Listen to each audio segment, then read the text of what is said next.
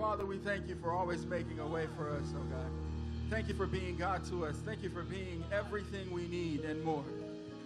Thank you, God, for being our provider, our Savior, our protector. We just thank you for every blessing you've bestowed upon us. Father, we worship you this morning. We lift up our voices. We lift up our praise. And Father, we ask that the heavens open up and ask that you shower down a blessing upon your children this morning. Hallelujah, Jesus. Hallelujah, God.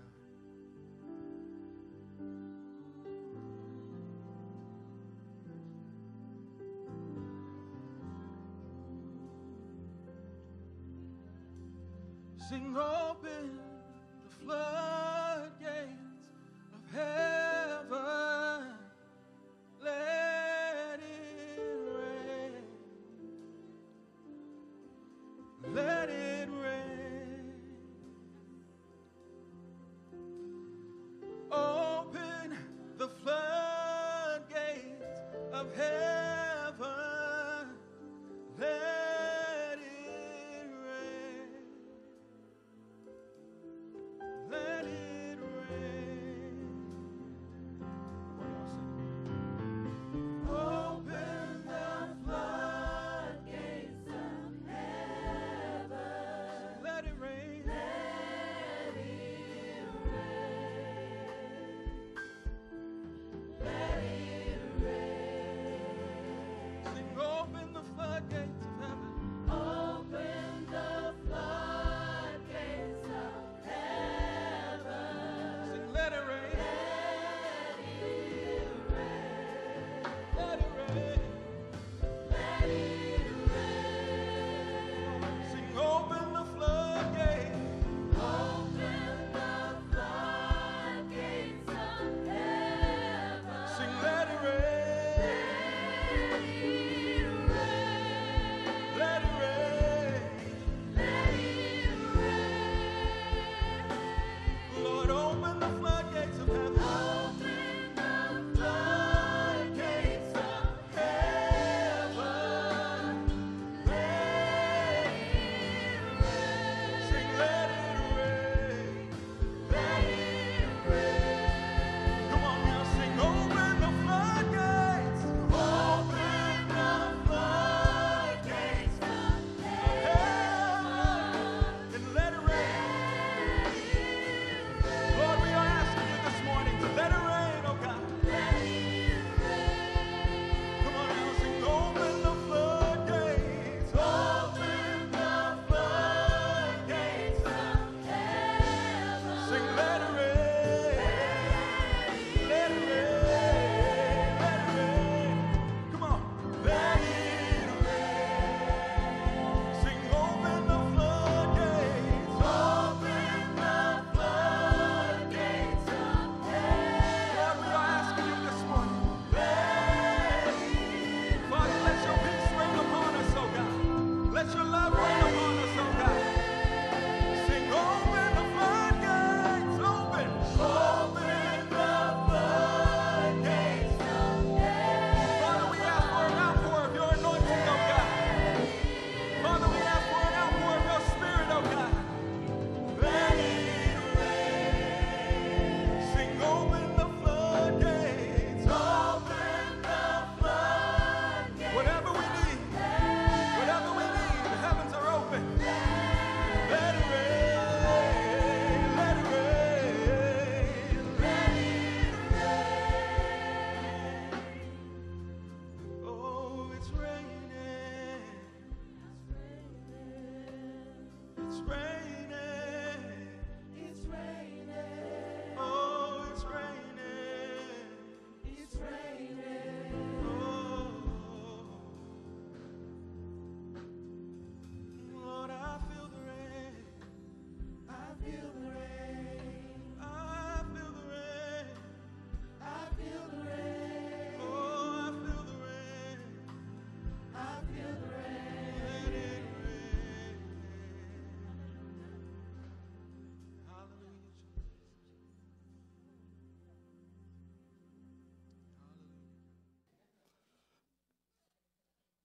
Amen.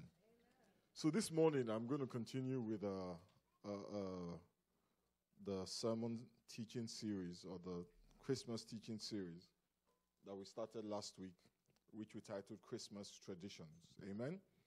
Last week we talked about Santa's naughty or nice list. How many people were here last week? Okay, last week we talked about Santa's list. Santa's got a list, naughty or nice. If you're on the nice list, you get a present, and if you're on the naughty list, you don't get a present.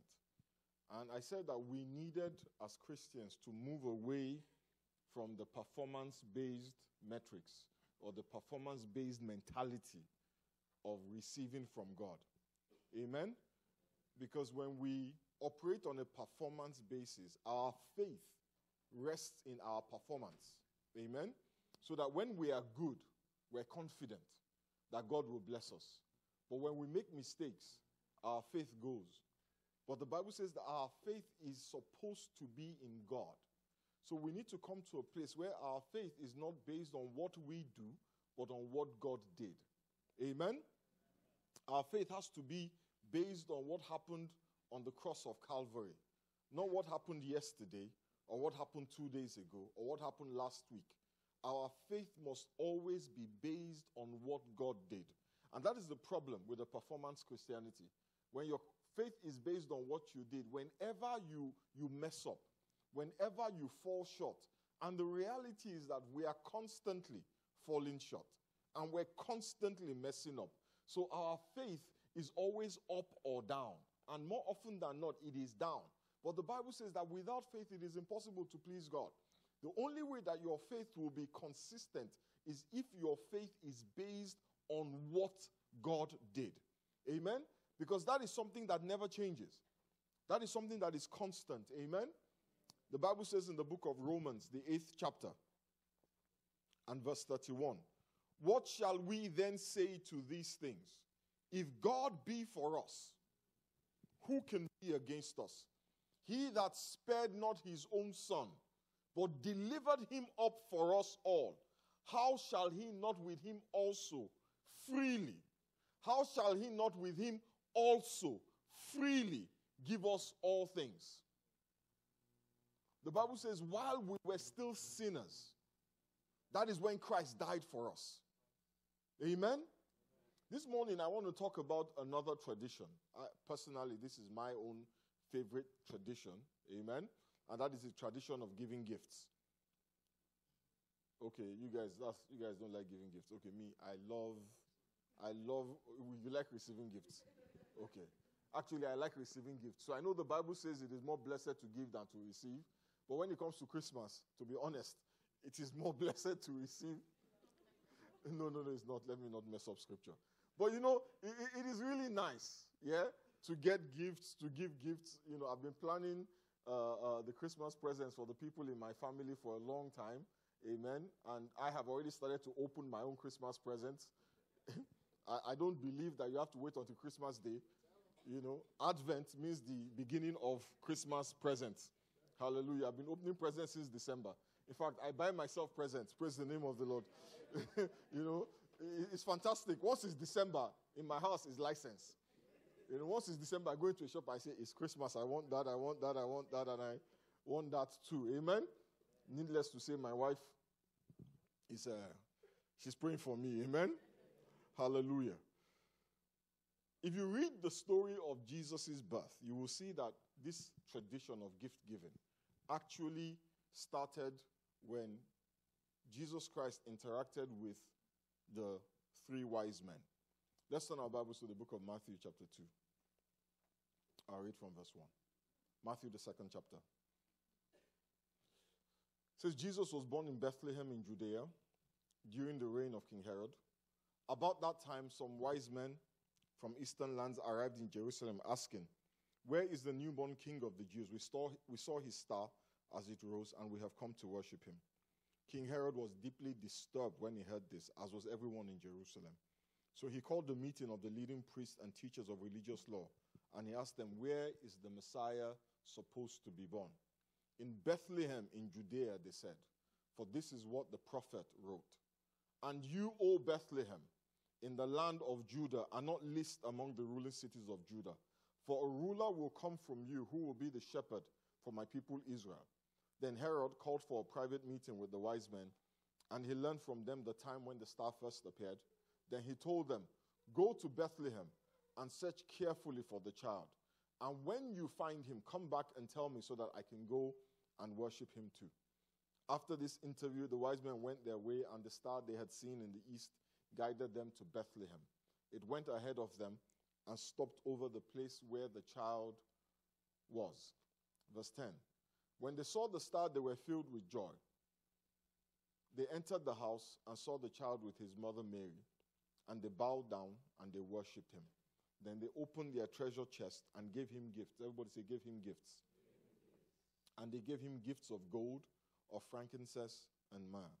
When it was time to leave, they returned to their own country by another route, for God had warned them in a dream not to return to Herod. Now, the Bible doesn't tell us much about these men. The only thing the Bible tells us is that they come from eastern lands. The Bible tells us they know how to read the night sky, and they followed a star that eventually led them to Jesus. The Bible does not specifically tell us that there were 3 men, even though our traditions talk about 3 wise men. But the Bible doesn't say there were 3 men. The Bible actually says there were some men. Some versions of the Bible calls them magi, but generally a magi is supposed to be a wise person. Amen?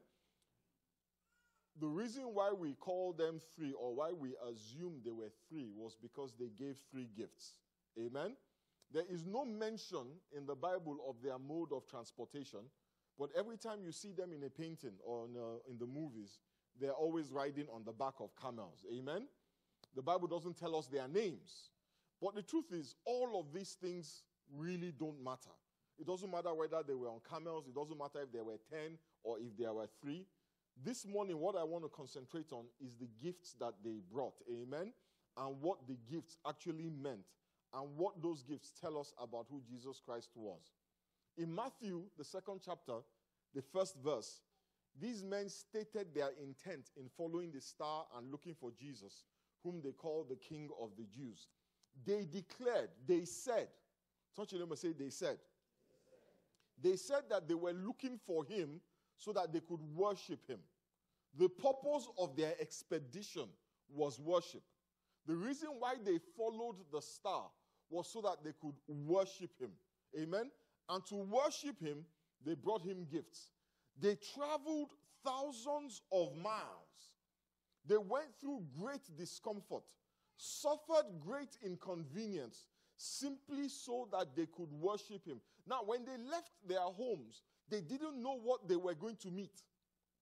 They had no idea who this person was. They had not received a single blessing from him.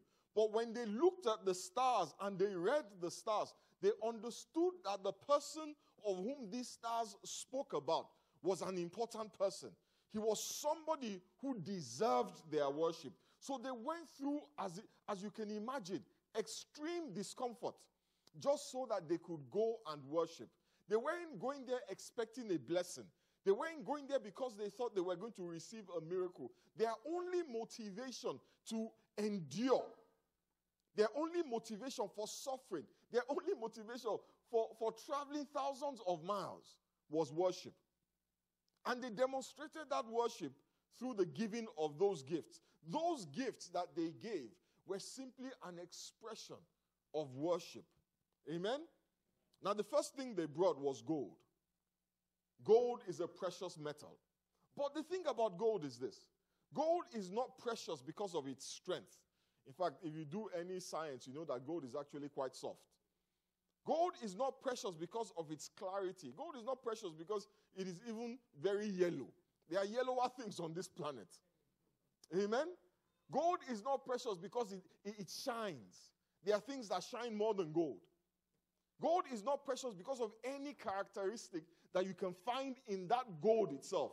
Gold is precious simply because of the effort that is required to bring it out of the ground. Gold is not something that you and I will find walking on the street. Amen? Gold is a metal, yes, but it is a metal that is extracted from the bowels of the earth at great expense with great energy.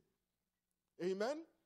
So in presenting gold to Jesus, they were presenting something of great value. They were giving Jesus the best, their most precious possession. And because gold was so precious, it was also the symbol of royalty. So by giving Jesus Christ gold, they were acknowledging, they were declaring to the world that this baby who lay in a manger in the middle of a stable, stinking of horse feces and urine. Because when we see a stable, how many people have been in a stable here? Stables stink. They smell. And they are dirty. And there's germs. They are filthy places. Amen? Even when you clean it. Stables are dirty. And in those days, they didn't have any particularly, major sanitary concerns. So you can only imagine what that place was like. And that is where Jesus Christ was born. And it was in that stable that these guys opened up a box full of gold. What they were saying was that this baby, born in the middle of this mess, of this stinking filth, was a king. You see, that gift of gold was a declaration of Jesus' kingship over all the earth. The Bible says in the book of Isaiah chapter 9 and verse 6, says, "For unto us a child is born, and unto us a son is given, and the government shall be upon his shoulder. And his name shall be called" what? "Wonderful, Counselor, the Mighty God, the Everlasting Father, the Prince of Peace. And of the increase of his government and peace there shall be no end. Upon the throne of David and upon his kingdom, to order it and to establish it with judgment and with justice from henceforth even forever." These wise men, they looked at that baby and they saw all of these things. They looked at that baby in the middle of that mess and they saw Wonderful. They saw Counselor. They saw Mighty God. They saw the Everlasting Father. They saw the Prince of Peace. And they understood that the increase of his government would never end. What can you give him? What would you give him? How far would you go to worship him? What would we endure to give him praise? What inconvenience would we suffer to worship him? I know that all of us here, if we saw Jesus, if Jesus appeared to us, particularly if he looked like the Jesus that they show us in the movies, yeah? If we saw that guy on the street, we would all bow down and start to worship. Yeah? We would give him our best. We would give him even the shirts off our backs. But the truth is this. You may never see a physical Jesus.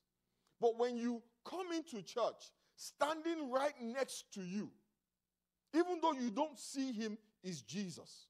You see, we don't realize this. But the church, this church, is the body of Christ. And we have come to a time where the church is denigrated, and the church is dismissed, and the church is belittled, and the church is maligned, because we do not understand that what we see, what we experience on Sunday mornings, is not an organization. It's not men. It is a spiritual organism, and the Bible calls it the body of Christ. And this is the Christ that the world will experience. And God is confident that even with this mess, he says, "I will build my church, and the gates of hell will not prevail against it." We need to start to see with the eyes of the Spirit. We need to stop looking at the four walls of buildings, or the men holding the microphones, or the person sitting next to us. We need to stop focusing on the challenges and the problems. And we need to start to see with the eyes of the Spirit. This is the body of Christ. Amen? And when you come on Sunday mornings, don't be deceived. You are engaging in a spiritual endeavor. You are coming not to interact with men or to sing songs. You're coming to fellowship with Christ. So even though you may not see him, and even though you may not feel him, he is here. The Bible says where 2 or 3 of us gather, he is here. Amen? With all its imperfections, with all its issues, this is the only Christ that the world will ever see. And God is not, how will I put it? God is not sitting down thinking, oh, these guys are a mess, they're going to mess me up. We are the ones that judge it. And when we judge it, we misjudge it. And when we misjudge it, we step away from it and alienate ourselves from the Christ that we profess to worship.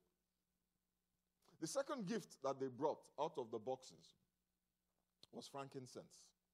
You know, frankincense is a very fragrant but very expensive gum distilled from a tree that is found only in the Middle East.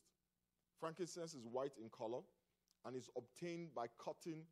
They slash the bark of the tree and they allow the gum to flow out of it. You know, that word frankincense actually means whiteness because the juice, the gum flowing out of the tree was white. So what they would do is that they would collect that gum, that juice, and they would let it harden for 3 months. And at the end of the summer, when the thing was hard, they would pack it together in clumps, in little, bundles. And you know what they call those clumps? They called it tears. Yeah? You see, when you burn frankincense, it releases a very fragrant, very sweet aroma.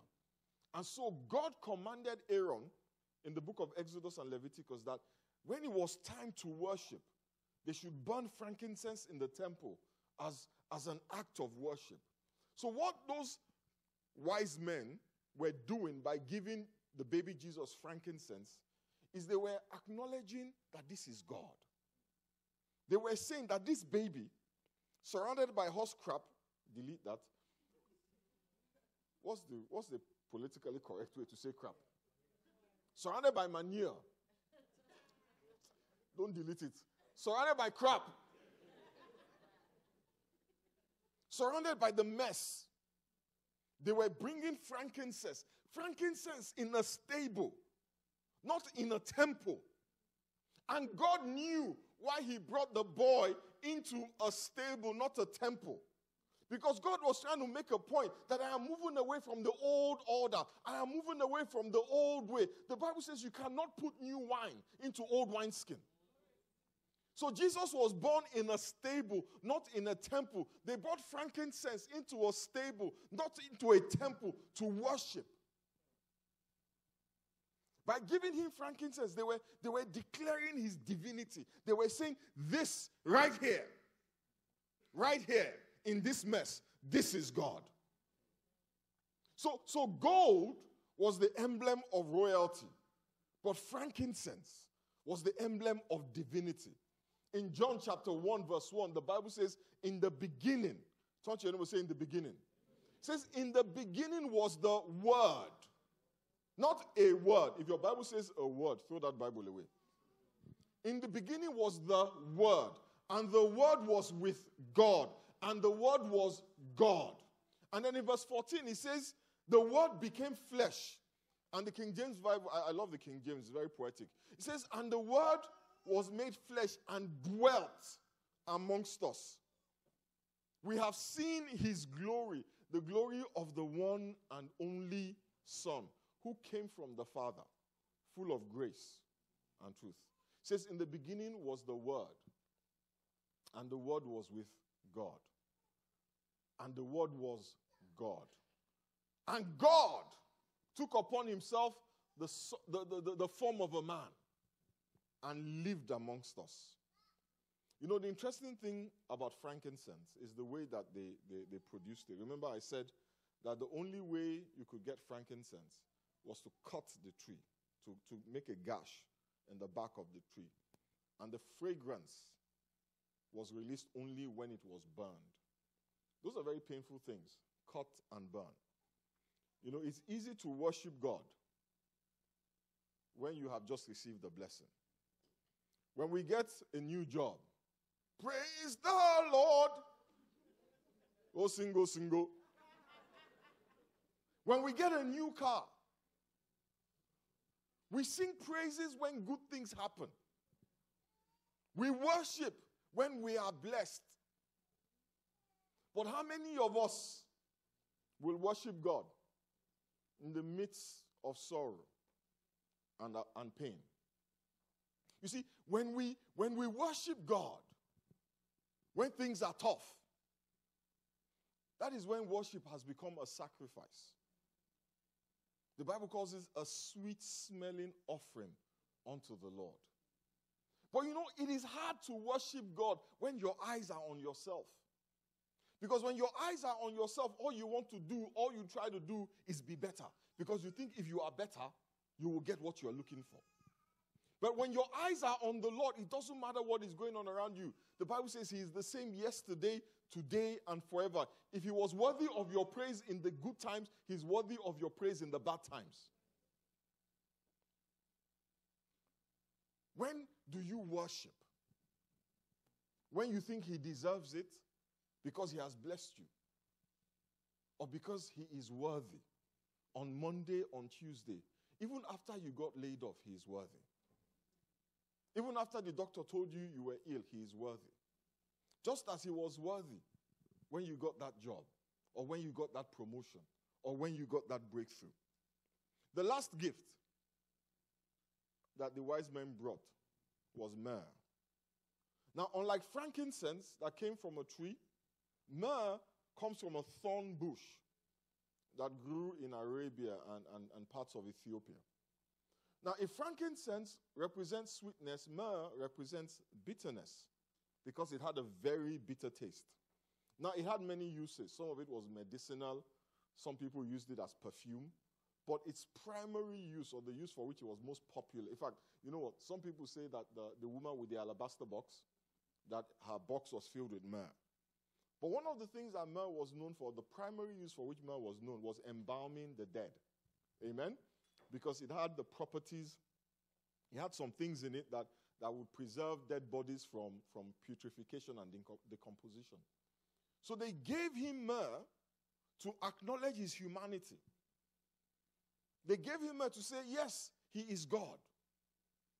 He is a king. They gave him gold to say he's a king. They gave him frankincense to say he's God. But they gave him myrrh to say he's also a man.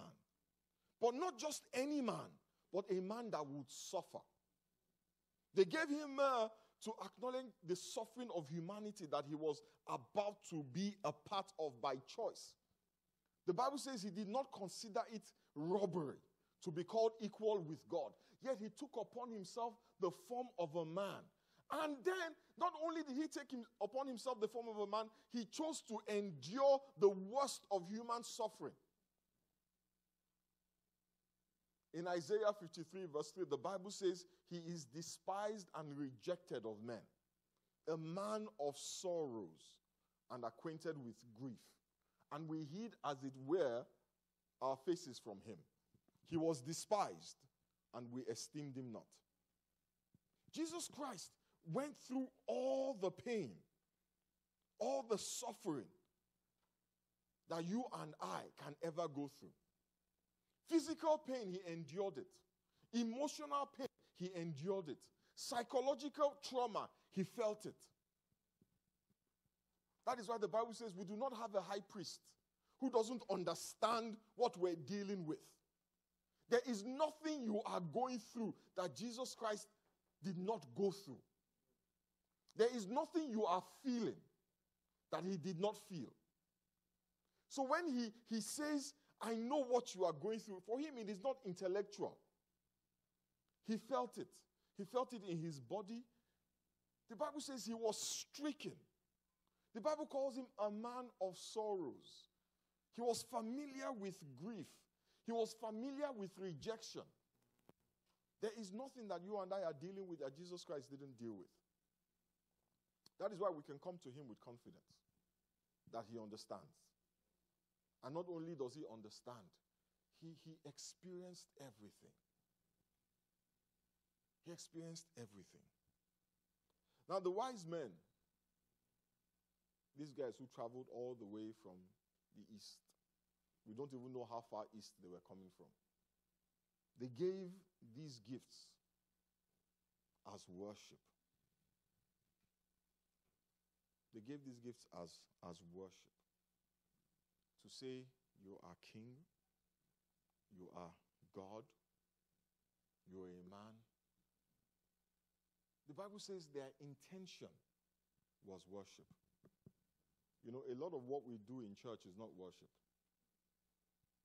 God says, these people worship me with their lips, but their hearts are far from me. And I always wondered about that. Because when we worship, when we sing those songs, there is none holy as the Lord, and all the other good songs, we're thinking about God.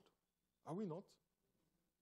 I'm not singing, there is none holy as the Lord, I'm thinking about my car. I'm thinking about God. So I always wondered, why would he say my heart was far from him?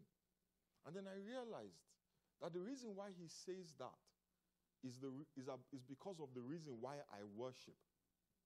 Am I worshiping him because he is God? Or am I worshiping him because somebody told me that if I worship him, he will come down and bless me? Is he God or is he a genie in a bottle? And my worship is the equivalent of rubbing the bottle. And many of us are rubbing the bottle, waiting for our 3 wishes to be granted us. And we're frustrated because there's no genie. God is saying, worship me for me, not because of what you think your worship will make me do for you. We have to stop worshiping because we're trying to manipulate God into doing something for us. When that is the basis of our worship, then our worship is not about him.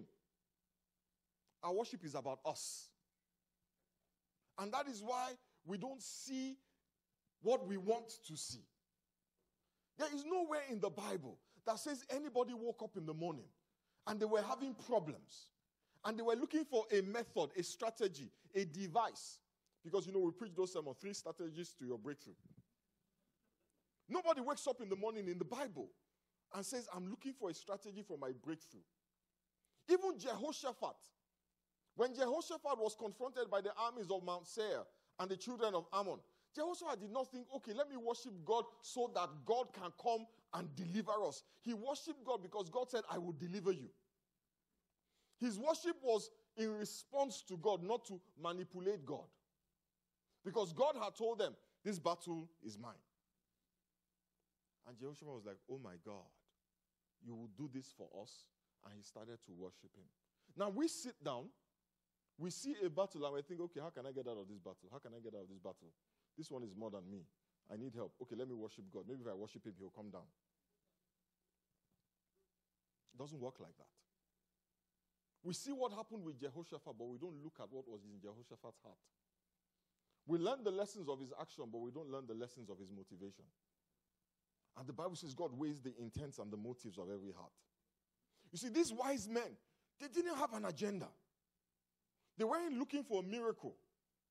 All they wanted to do was come and pay homage to the King of Kings and the Lord of Lords, to the commander of the armies of heaven. They weren't expecting that when they brought those things, God would open the windows of heaven and pour out blessings that they cannot contain. They just wanted to worship. They gave those gifts not to bribe him, not to twist his arm, not to invoke him as if he's a spirit in the village. We behave like medicine. You know how medicine men do? That's how we behave in church, like medicine men. We bring our little calabash. That's what we do. We bring our little calabashes. Well, we don't call them calabashes anymore. We call them keyboard and drums. But we bring our calabash and we bang on them. And we release our incantations. Holy, holy, holy, holy, holy, holy, holy. Holy is the Lord. And we wait for the Spirit to come. And God is shaking his head like, these people, they worship me with their lips, but their hearts are far from me. These men, they went thousands of miles just to worship. to worship, to tell us that this was no ordinary baby. That this baby in this manger, in this stable, was a king. He was God. And that through his life and his suffering and eventual death, many would be saved. This morning, I want us to just take a minute and worship God. Take a minute and just bless his name. This morning, it is not about what he's going to do for you. It's not about rending the heavens. It's just about blessing his name. I want you to just bow your heads for a minute. Forget about the choir. In your own words, even if you cannot form words, just worship him. Tell him he is the King of Kings. He is the Lord of Lords. He is the commander of all the armies of heaven. He is the Holy One of Israel. He is the one that rides upon the wings of the wind. He is the one that dwells in light that no man can approach. He is the Ancient of Days.